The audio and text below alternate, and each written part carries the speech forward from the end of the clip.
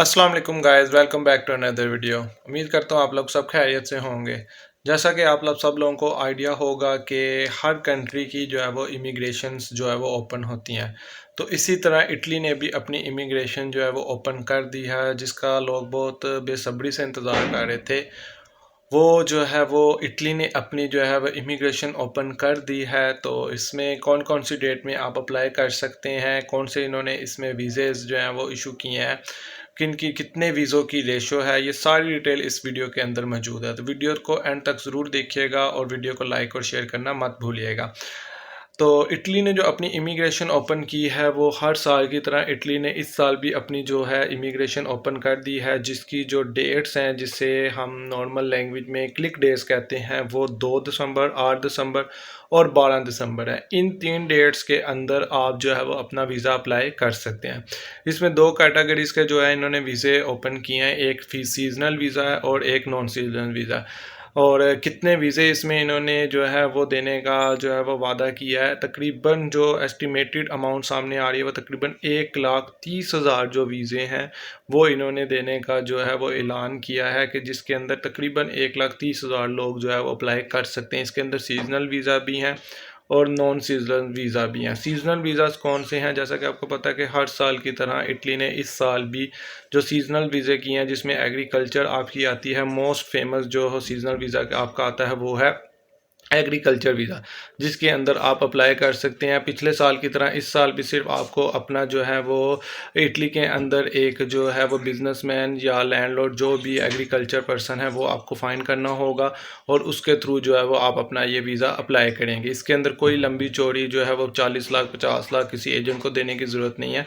Simple जो है वो ऑनलाइन पोर्टल के थ्रू ही आप जो है वो अपना सीजनल वीज़ा अप्लाई कर सकते हैं। इस वीज़े की जो लेंथ है वो तकरीबन 9 माह होती है। 9 महीने के अंदर जो है ये वीज़ा आपको 9 माह के लिए आपको ये वीज़ा दिया जाता है। उसके बाद अगर आपका जो मालिक है वो आपका वीज़ा एक्सटेंड करवा देता है, या आप वहाँ पर उसके साथ बात करते हैं, तो वो उसके ऊपर डिपेंड करता है कि वो आपका वीज़ा एक्सटेंड करवाता है या नहीं करवाता। और सेकंड ये आपका इस चीज़ पे भी डिपेंड करता है कि आपने ये जो 9 माह काम किया है, किस तरीके से अपने जो है वो मालिक के साथ काम किया। अगर आपकी उसके साथ अच्छे रिलेशंस हैं तो वो आपका वीज़ा एक्सटेंड भी करवा सकता है। और इसमें समटाइम ये भी होता है कि जो मालिक होते हैं वो आपसे कुछ पैसे भी चार्ज करते हैं। तो ये डिपेंड करता है सारी सिचुएशन के ऊपर कि आपका आपके मालिक के साथ कैसा रिलेशन है। नॉर्मल इस वीज़ा की लेंथ मैंने आपको बताई है 9 माह होती है। 9 महीने के अंदर जो है ये आपको पर मंथ भी पैसे इनके साथ दिए जाते हैं और पर आवर भी दिया जाता है। सेकंड, अगर हम दूसरे वीज़े की बात करते हैं तो दूसरा वीज़ा आपका आता है नॉन सीजनल वीज़ा। ठीक है, इस वीज़े के अंदर आपको काफ़ी ज़्यादा बेनिफिट्स मिलते हैं, क्योंकि इटली ने इस साल इसके अंदर कुछ कैटेगरीज़ भी ऐड की हैं। लाइक इसके अंदर जो हमारे दोस्त हैं वो अगर इलेक्ट्रीशियन का काम जानते हैं तो वो इलेक्ट्रीशियन के काम के ऊपर भी इटली जो है वो अप्लाई कर सकते हैं। उसके अलावा इसके अंदर अगर आप पेंटर का काम जानते हैं उसमें भी अप्लाई कर सकते हैं, जो कि कंस्ट्रक्शन में बहुत ज़्यादा आपको जो है वो बेनिफिट्स देता है। उसके अलावा अगर आप कुछ भी नहीं जानते, तो अगर आप बूढ़े लोगों की खिदमत कर सकते हैं, तो आप डे केयर का भी वीज़ा अप्लाई कर सकते हैं। जैसा कि यूके के अंदर बहुत ज़्यादा ये काम फेमस है, जो कि तकरीबन 20 से 22,000 पाउंड के अंदर आप ये वीज़ा अप्लाई करते हैं। इटली के अंदर आप ये वीज़ा विदाउट एनी बड़ी अमाउंट के आप जो है वो सिंपल आपने जो इनकी इमिग्रेशन की फ़ीस होती है 180 से तकरीबन 250 यूरो के करीब होती है, वही आपने पे करनी है। और आपने अपना सिर्फ वहाँ पर एक स्पॉन्सर फाइंड करना है, और आप वहाँ पर जो है वो डे केयर का भी वीज़ा अप्लाई कर सकते हैं, जिसमें अच्छी खासी आप अर्निंग कर सकते हैं। और इस वीज़े की सबसे बड़ी बात यह है, सबसे जो गुड चीज़ मुझे ये लगती है कि इसके अंदर कोई टाइम पीरियड नहीं है। मतलब कि आपको इनिशियली जो 1 से 2 साल का वीज़ा दिया जाता है, और आपके काम के ऊपर डिपेंड करता है। अगर आपका काम ठीक है तो आपका ये वीज़ा एक्सटेंड होता रहेगा, और आप जो है वहाँ पर अपना काम ईज़िली कर सकते हैं। तो ये थी आज की डिटेल, जिसके अंदर मैंने आपके साथ बताया कि सीजनल वीज़ा और नॉन सीजनल वीज़ा जो है वो अप्लाई कर सकते हैं। अच्छा, इसके अंदर कुछ दोस्त ये भी पूछ रहे थे कि कितनी क्वालिफ़िकेशन चाहिए, या क्या लैंग्वेज चाहिए, क्या बेनिफिट्स इसमें है, मतलब कि हमें क्या इनको प्रोवाइड करना होगा। तो कोई लंबी चौड़ी फहरिस्त नहीं है, कि ना ही अगर कोई बंदा पढ़ा लिखा नहीं भी है तो ऐसा कोई इशू नहीं है, क्योंकि जो एग्रीकल्चर का काम जानता है, जो मतलब कि कोई भी आपकी फसल है उसको बोना जानता है, काटना जानता है, सारी चीज़ें उसको आइडिया है एग्रीकल्चर का, तो वो ईज़िली बंदा इसमें जो है वो अप्लाई कर सकता है। सेकंड, जो नॉन सीजनल वीज़ाज़ हैं उसके अंदर भी कोई लंबी चौड़ी आपको जो है वो डिग्रियों की ज़रूरत नहीं है। अगर आप इलेक्ट्रीशियन का काम जानते हैं, आपका पाकिस्तान या इंडिया या बांग्लादेश कहीं पर भी 5-6 साल का एक्सपीरियंस है, तो आप वहाँ पर अच्छी अर्निंग कर सकते हैं। हाँ, लेकिन सेकंड थिंग जो मोस्टली लोग जो है वो डिस्कस नहीं करते, लेकिन मेरा फ़र्ज़ है कि मैं आपके साथ वो डिस्कस करूँ, कि इसके अंदर लोग कहते हैं कि लैंग्वेज की भी ज़रूरत नहीं होती। देखें, आप एक इंटरनेशनल जगह पर जा रहे हैं जहाँ पर आपके जितनी भी कम्युनिकेशन होती है वो इंटरनेशनल लैंग्वेज में ही होनी है। आया कि जो इटली के अंदर जो आपको पता है कि लैंग्वेज बैरियर बहुत ज़्यादा स्ट्रॉन्ग है, मतलब कि वहाँ पे मोस्टली जो है इटालियन लैंग्वेज ही यूज़ की जाती है।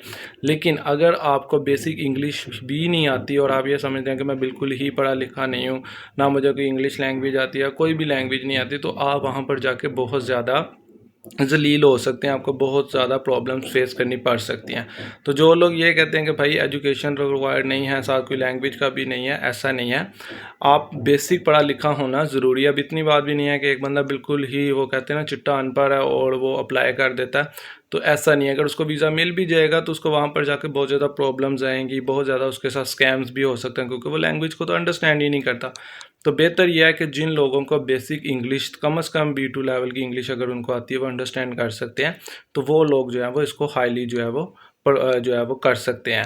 और उसके अलावा अगर आपको पता है कि आप जा सकते हैं, आपका जो स्पॉन्सर है वह स्ट्रॉन्ग है, तो आपके लिए बेहतर यह है कि आप बेसिक जो है वो इटालियन भी सीख सकें। ठीक है, उसके अंदर भी बेसिक इटालियन सीख लेके आपको हेलो हाय का आइडिया है, तो आप जो है वो आराम से वहाँ पे सर्वाइव कर सकते हैं। अच्छा, इसमें दूसरे लोग ये पूछते हैं कि अप्लाई कैसे करना है। देखें, इसके लिए सिंपल सी बात वही है कि आपने जो है इटली के अंदर अपना एक जो है वो स्पॉन्सर फाइंड करना है जो आपको ये वीज़ा अप्लाई करेगा। दूसरा, स्टूडेंट्स कुछ लोग ये भी पूछ रहे थे कि क्या जो फैमिली मेम्बर्स वहाँ पर रहते हैं वो अप्लाई कर सकते हैं, या कोई हमारा स्टूडेंट भाई गया हुआ है वो अप्लाई कर सकता है। बिल्कुल अप्लाई कर सकता है। जैसा कि मैंने अपनी एक फैमिली रियूनियन वाली वीडियो के अंदर डिस्कस किया था कि अगर आपका कोई पर्सन वहाँ पर है, ठीक है, अगर आपका कोई फैमिली मेम्बर है, आपके फादर हैं, कोई भी बहन भाई या कोई भी रिलेटिव है, तो वो आपको डेफिनेटली अप्लाई कर सकता है। लेकिन उसके लिए ज़रूरी ये है कि वहाँ पर वो टैक्स पेयर खुद हो, क्योंकि वहाँ पर वही पर्सन आपको जो है वो वीज़े के लिए अप्लाई कर सकता है जो खुद वहाँ पर टैक्स पेयर हो, जिसके पास अपना घर हो और वहाँ पर वो काम करता हो। क्योंकि नॉर्मली मैंने आपको बताया था कि वहाँ पर जो साल का खर्चा आपका होता है तकरीबन 6,500 यूरो के करीब होता है। तो अगर आपने एक फैमिली मेम्बर बुलवाना है तो आपके पास एक अलहदा कमरे का घर होना चाहिए, अगर आप अपने किसी बहन भाई को बुला रहे हैं या किसी को बुला रहे हैं। और सेकंड, आपकी जो है वो सालाना इनकम जी जो मैंने आपको बैरियर्स बताया था तकरीबन 10,000 से ऊपर की होनी चाहिए।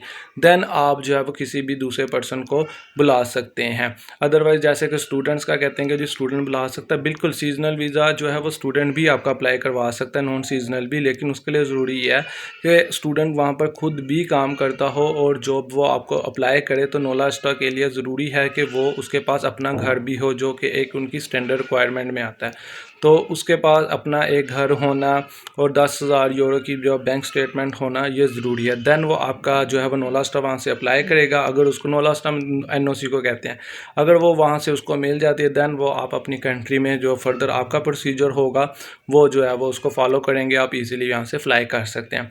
डॉक्यूमेंट्स की अगर बात बताऊँ तो डॉक्यूमेंट्स इसमें आपको सिंपली कोई लंबी चौड़ी जो है वो डिटेल नहीं है, कोई लंबी चौड़ी लिस्ट नहीं है। सिंपल आपको एक अपना पासपोर्ट चाहिए जो कि 2 साल उसकी वैलिडिटी होनी चाहिए, 1 से 2 पेजेस उसके ऊपर ब्लैंक होने चाहिए, आपको अपनी कुछ पिक्चर्स चाहिए और बस यही आपकी जो है वो आपको चीज़ें चाहिए। उसके अलावा आपको सिर्फ इटली से जो है वो परमिशन चाहिए।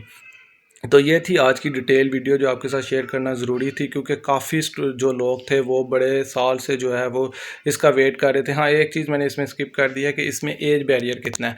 अगर आपकी एज 18 साल से ज़्यादा है और 60 साल से कम है तो आप आराम से इसमें अप्लाई कर सकते हैं।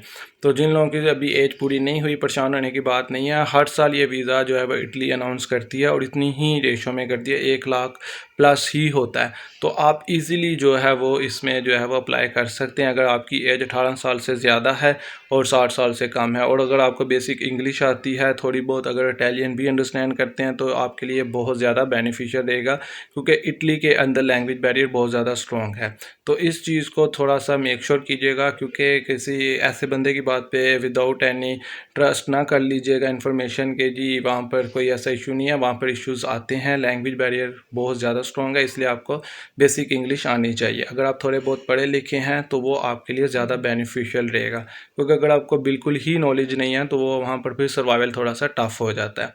तो उम्मीद करता हूँ ये वीडियो आपके लिए काफ़ी बेनिफिशियल रहेगी। इंशाल्लाह मिलेंगे नेक्स्ट वीडियो में। टिल देन अल्लाह हाफिज़।